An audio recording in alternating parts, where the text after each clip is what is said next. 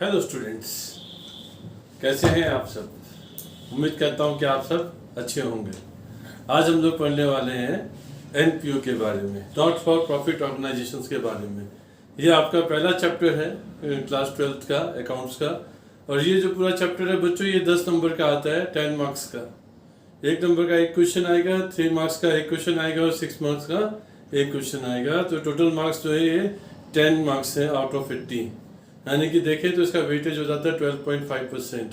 तो इसको अच्छे से कीजिए। आज हम लोग स्टार्ट कर रहे हैं। एनपीओ का मतलब होता है not for profit organisation. Not for profit का मतलब है कि ये जो ऑर्गेनाइजेशन हैं ये प्रॉफिट के लिए काम नहीं करते हैं। ये ऑर्गेनाइजेशन जो फॉर्म किए जाते हैं ये अपने मेंबर्स को या सोसाइटी को सर्विस प्रोवाइड करते हैं। अपने मेंबर्स को सर्विस प्रोवाइड करते हैं या फिर सोसाइटी को सर्विस प्रोवाइड करा रहे होते हैं। और जो ये जो सर्विस होती है ये सर्विस जो है एट कॉस्ट पे दी जाती है, विदाउट एमिंग एनी प्रॉफिट। मतलब या पूरी कॉस्ट रिकवर करेंगे या फ्री ऑफ कॉस्ट दी जाएगी। मेन मोटिव यही है कि प्रॉफिट अर्न नहीं करना है और ये सर्विसेज प्रोवाइड करनी है फ्री ऑफ कॉस्ट या एट नॉमिनल प्राइस। देखिए, ये जो एनपीओस हैं इनको हम नॉन ट्रेडिंग कंसर्न्स भी बोलते हैं। नॉन ट्रेडिंग कंसर्न्स मतलब ये परचेज एंड सेल नहीं करते हैं गुड्स का। अब हम लोग आगे पढ़ते हैं टाइप्स और फॉर्म्स। एनपीओ के टाइप्स कैसे होते हैं या उनके किस फॉर्म्स में देखते हैं। जैसे मोस्टली जितने एजुकेशनल इंस्टीट्यूशंस होते हैं, चाहे स्कूल्स है चाहे कॉलेजेस है, वो सब जो है एनपीओ के फॉर्म में एस्टाब्लिश्ड किए जाते हैं। प्रोफेशनल इंस्टीट्यूशंस हैं, जैसे आपके सीए का इंस्टीट्यूट है, institute of chartered accountants of India, या कंपनी सेक्रेटरीज का जो इंस्टीट्यूशन है, वो सब जो है आपके एनपीओ के फॉर्म्स में एस्टाब्लिश्ड हुए हैं। वेलफेयर एसोसिएशंस, जैसे रेसिडेंशियल वेलफेयर एसोसिएशन होता है, वो भी इसी फॉर्म एनपीओ के फॉर्म में एस्टाब्लिश्ड होता है। कल्चरल इंस्टीट्यूशंस, स्कॉलरशिप देने वाले इंस्टीट्यूशंस या जितने भी रिलीजियस ऑर्गेनाइजेशंस हैं, वो सब जो है आपके एनपीओ के फॉर्म है। ये जितने भी इंस्टीट्यूशंस या ऑर्गेनाइजेशंस देख रहे हैं आप, ये सब जो है प्रॉफिट के लिए काम नहीं करते। ये सब जो है सोसाइटी या अपने मेंबर्स की सर्विस देने के लिए काम करते हैं। एनपीओ की कुछ फीचर्स या कैरेक्टरिस्टिक्स देख लेते हैं। सबसे पहले they provide different kinds of services. ये जितने इंस्टीट्यूशन देख लेते हैं अलग अलग सर्विसेज प्रोवाइड करते हैं। कोई एजुकेशन इम्पार्ट कर रहा है, कोई हॉस्पिटलाइजेशन प्रोवाइड करा रहा है, कोई स्कॉलरशिप प्रोवाइड करा रहा है, कोई रिलीजियस सर्विसेज प्रोवाइड करा रहा है। ये दूसरा इसका फीचर है कि नॉट प्रॉफिट मोटिव होता है। प्रॉफिट के लिए लोग ये ऑर्गेनाइजेशंस काम नहीं करते हैं। ये ऑर्गेनाइजेशंस केवल जो है सर्विस देने के लिए काम करते हैं। डू नॉट अंडरटेक बिजनेस और ट्रेडिंग एक्टिविटीज, यानी कि कोई गुड्स का परचेज और सेल ये नहीं करते हैं। कोई बिजनेस एक्टिविटीज या ट्रेडिंग एक्टिविटीज ये नहीं करते, इसलिए इनको नॉन ट्रेडिंग कंसर्न्स भी कहते हैं। मोस्टली जितनी भी ट्रांजेक्शन्स होती हैं वो कैश में होती हैं। जितनी भी ट्रांजेक्शन्स इन ऑर्गेनाइजेशंस में होती हैं एनपीओ में, वो कैश में होती है। एनपीओ उधार पे अपनी सर्विसेज को सेल नहीं करता है, सर्विस प्रोवाइड नहीं करता है क्रेडिट पे। मोस्टली जो सर्विसेज प्रोवाइड की जाती हैं वो कैश में की जाती हैं। Do not prepare trading and profit and loss account, ये नॉन ट्रेडिंग कंसर्न्स हैं, इसलिए इनको ट्रेडिंग अकाउंट और प्रॉफिट एंड लॉस अकाउंट बनाने की जरूरत नहीं है। ये जो ऑर्गेनाइज्ड होते हैं चैरिटेबल ट्रस्ट या चैरिटेबल सोसाइटीज के फॉर्म में होते हैं। जितने भी जो एनपीओ हॉस्पिटल्स जो है एनपीओ के तौर पे एस्टाब्लिश्ड है, वो सब जो है चैरिटेबल वर्ड यूज करते हैं। जितने भी आप इंस्टीट्यूशंस देखेंगे, religious institutions, charitable word use लिखा होगा। चैरिटेबल वर्ड है, इसका मतलब वो जो है नॉन प्रॉफिट के लिए काम कर रहा है, प्रॉफिट के लिए काम नहीं कर रहा है। और जो इन सब्सक्राइबर्स होते हैं इन ऑर्गेनाइजेशंस के, उनको हम मेंबर्स बोलते हैं, ऑनर्स नहीं होते हैं। वो जो भी चैरिटेबल ट्रस्ट को एस्टैब्लिश करते हैं, उनके जो मेंबर्स हैं, उनको जो इनको सब्सक्राइब करते हैं, जिन्होंने ये ऑर्गेनाइजेशन फॉर्म किया होता है, उनको सबको हम मेंबर्स के नाम से जानते हैं, उनको ऑनर्स नहीं कहा जाता। मतलब चैरिटेबल एनपीओस के मेंबर्स होंगे, इनके ऑनर्स कोई नहीं होगा।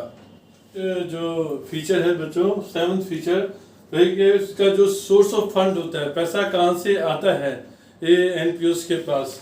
तो जो पहला जो मेन सोर्स है वो सब्सक्रिप्शंस होती हैं जो मेंबर्स होते हैं एनपीओस के, वो मेंबर बने रहने के लिए एक पीरियोडिक पेमेंट करते हैं एनपीओ को, उसको हम लोग बोलते हैं सब्सक्रिप्शंस। और ये जो सब्सक्रिप्शन है कैश में मिलती है एनपीओ को, तो ये सबसे मेजर सोर्स है फंडिंग का। दूसरा जो सोर्स आता है वो डोनेशन से। डोनेशन मतलब दान, इनको डोनेशन कैश में मिल सकता है, प्रॉपर्टी में मिल सकता है, लिविंग पर्सन से। ये जैसे मंदिर होता है, मंदिर में दान पेटी रखी रहती है, उसमें दान पेटी के अंदर जो भी पैसा हम डालते हैं that is donation to the temple. तो इसी प्रकार जो है एनपीओ है उनको डोनेशंस मिलती रहती है। वो मेंबर से भी डोनेशंस मिल सकती है, बाहर के किसी सोसाइटी, किसी इंडिविजुअल से, कंपनी से, ट्रस्ट से, किसी से भी जो है पैसा मिल सकता है। लिविंग पर्सन से जो मिलता है पैसा वो डोनेशंस है। तीसरा है लीगेसीज। लीगेसीज भी एक तरह का डोनेशन होता है जो प्रॉपर्टी या कैश मिल सकता है, लेकिन ये डिजीज पर्सन की विल से मिलता है। कोई आदमी मर गया, उसने अपनी वसीयत में लिख गया कि जो है मेरी प्रॉपर्टी का कुछ हिस्सा या कैश जो है डोनेट कर दिया जाए एनपीओ को, तो जो एनपीओ को ये मिलेगा वो कहलाएगी लीगेसीज। दोनों सेम है बच्चों, डोनेशन और लीगेसीज। फर्क ये है कि जो डोनेशंस होता है वो लिविंग पर्सन से मिलता है, और लीगेसीज जो है वो डिजीज पर्सन क्या से मिलता है। जो आदमी मर गया उसकी वसीयत में कुछ जो है प्रॉपर्टी या कैश वो क्लब को दे गया, एनपीओ को दे गया, तो वो कहलाएगी लीगेसीज।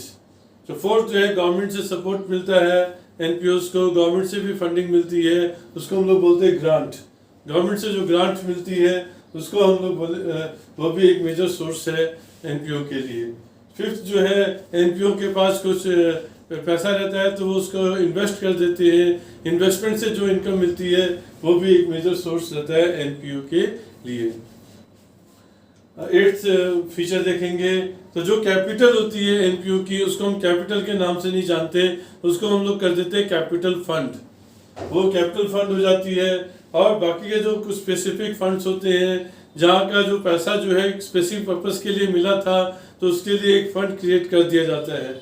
जैसे स्पोर्ट्स के लिए जो पैसा मिला वो स्पोर्ट्स फंड में जाएगा, मैचेस कराने के लिए जो पैसा मिलेगा मैच फंड में जाएगा, बिल्डिंग की कंस्ट्रक्शन के लिए जो पैसा मिलेगा बिल्डिंग फंड में जाएगा, टूर्नामेंट कराने के लिए जो पैसा मिलेगा टूर्नामेंट फंड हो जाएगा, प्राइज डिस्ट्रीब्यूट कराने के लिए जो पैसा मिलेगा दैट इज प्राइज फंड। ये जो पैसा है एनपीओ कलेक्ट करती है अपने मेंबर्स से कुछ स्पेसिफिक पर्पस के लिए, तो ये पैसा सिर्फ उसी स्पेसिफिक पर्पस पे यूज हो सकता है, इसलिए उसके नाम से एक फंड क्रिएट कर दिया जाता है। नाइन्थ है जो इसके अफेयर्स, जो इसका मैनेजमेंट है, जो एनपीओ को देखते हैं वो इसके इलेक्टेड मेंबर्स होते हैं, उसको बोलते हैं मैनेजिंग कमेटी।